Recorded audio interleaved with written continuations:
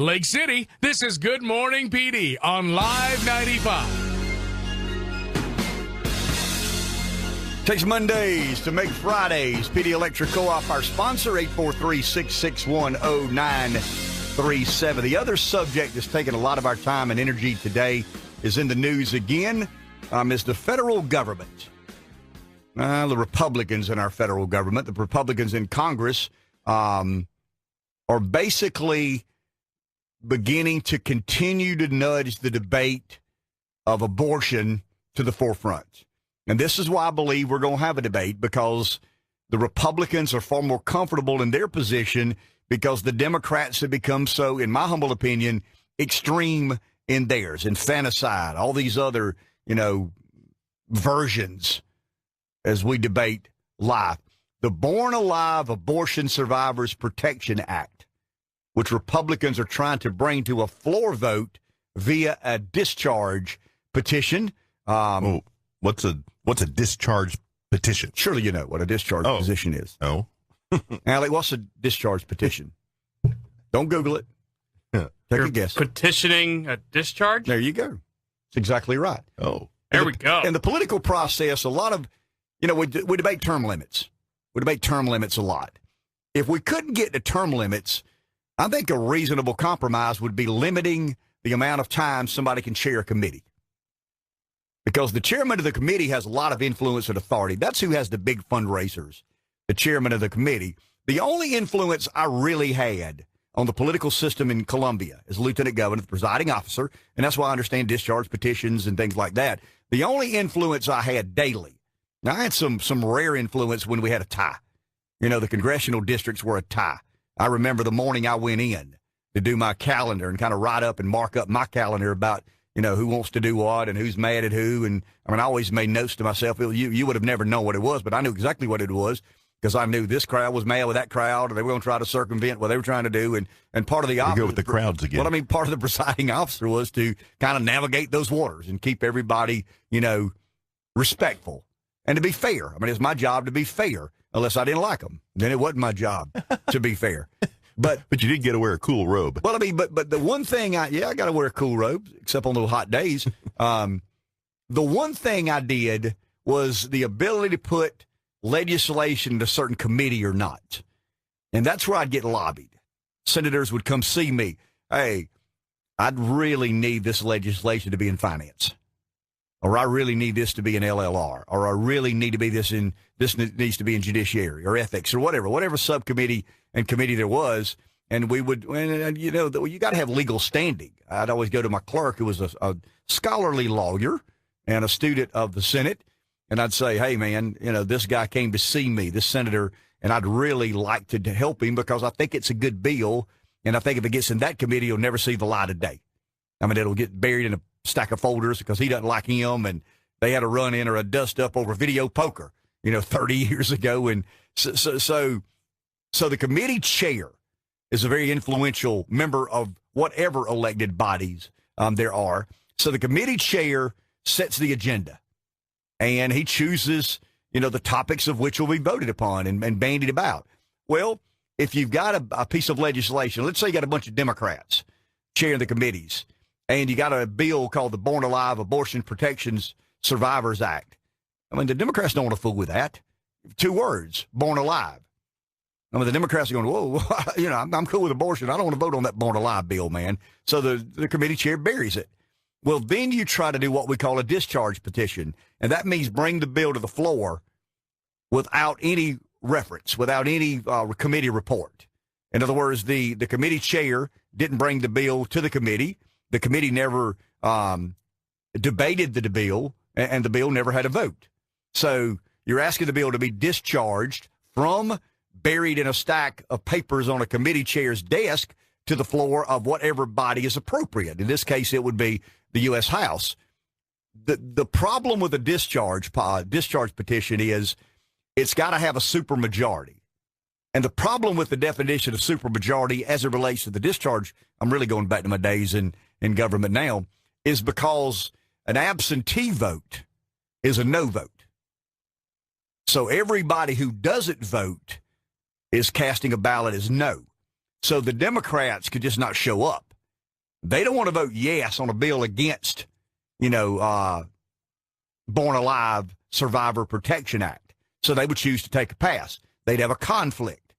And that's why it's real hard to get bills passed that are not gone through the committee, because they become discharge petition bills, and the discharge petition has a qualifier that forces the absentee to be a no vote. And it's easy to just say, hey, I ain't going in there, man. I'm not doing that. I'm not voting for nor against that. You can basically cop out. Well, I'm the heck out of here. Yeah. Let them decide that. And you're not yes, you're not absentee. You're not on the record. You're no. Well, you're a no vote, but you're not on the record. Right. Correct. And someone said, well, you voted against this bill. No, I didn't. I wasn't there. I had a conflict. I had a committee meeting. I couldn't get there. And it gives you some political cover. But the House Republicans Wednesday, kind of launched a long shot bid to force a vote on this anti-immigration legislation. It really goes back to, and I read some of the language in the bill, it really goes back to Ralph Northam's, those controversial comments we played yesterday or the day before. The governor of Virginia? Yeah, but there's a freshman representative. I always put these freshmen up to do this. I mean, go get that bill and see if we can do a discharge petition. Well, what is a discharge petition? Just go get it. I mean, go get it. We'll figure that out later. And then he finds out the hard way that there's no way in a million years this bill will ever be law of the land. But you're proving a point. You're putting, a group of people in a political bad spot. But I read what Representative Dan Crenshaw of Texas said when he, what this bill says is during an attempted abortion. I mean, listen to this now. What this bill says is during an attempted abortion, and the baby is actually born alive, should the doctor save it? I mean, that's the first sentence of the narrative of the bill, the commentary of the bill. Should the doctor save it? Now, the next question you might ask is, why are we doing this? Is this a question that actually needs answering? Well, no, actually, because of policies proposed in Virginia and New York and Vermont, we actually feel we have to put this in the bill. We actually have to put it into law that a baby born with hands and feet and a heartbeat and a brain, a baby that is breathing, deserves to live because it has value, because it is human life. There is no way a Democrat wants to vote on that. They can hold some real extreme positions on abortion. They can cheerlead infanticide. You're not going to get an elected Democrat to go on the record and vote on this bill. That's why the committee chair will never let it see the light of day. That's why the discharge petition is necessary, but it will fail because the Democrats won't vote no. They just won't vote because of the absolute majority required to basically make a discharge petition to bill law of the land. But I just thought Dan Crenshaw's language was very interesting. I thought it was well spoken. We actually have to put into law that a baby born with hands, feet, a heartbeat, and a brain, a baby that is breathing, deserves to live because it has value, because it is. We're debating that, guys. I mean, we're actually debating because laws in Virginia, New York, and Vermont say that that baby does not deserve to live. Not the fertilization, not the conception, not the embryo, not the process of 6 weeks in brain activity or whenever all this happens. We're talking about a living, breathing baby that you can see hands and feet, that has a brain, that has a heartbeat, that is alive, as you and I know humanity to live. That's where the Democrats have gotten. And in 3 states in America, Virginia, New York, and Vermont, that baby could be exterminated. That's unbelievable to me. And I don't think people are as aware of this as they should be. It's crazy that that's where we've gotten in America. And I'll say this, Rev, I don't want to turn this into church. I really don't. I'm careful not to do that. But I believe there's a God in heaven. And I believe when we collectively meet our maker, we'll meet individually, but we're all Americans. We'll all die at some point in time. We'll all look our makers in the eyes if you believe what I believe. And I think God's going to say, guys, y'all really goofed up that 22 trillion. But I get it.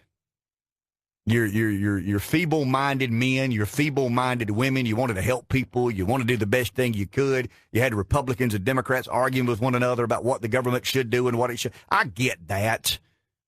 I wish you hadn't, because you really goofed up the future, the financial future of generations to come. But I understand the frailty of man. I created you. But I'm having a real hard time wrapping my arms around where this country that I blessed so unbelievably ended up on life. And we got some splaining to do.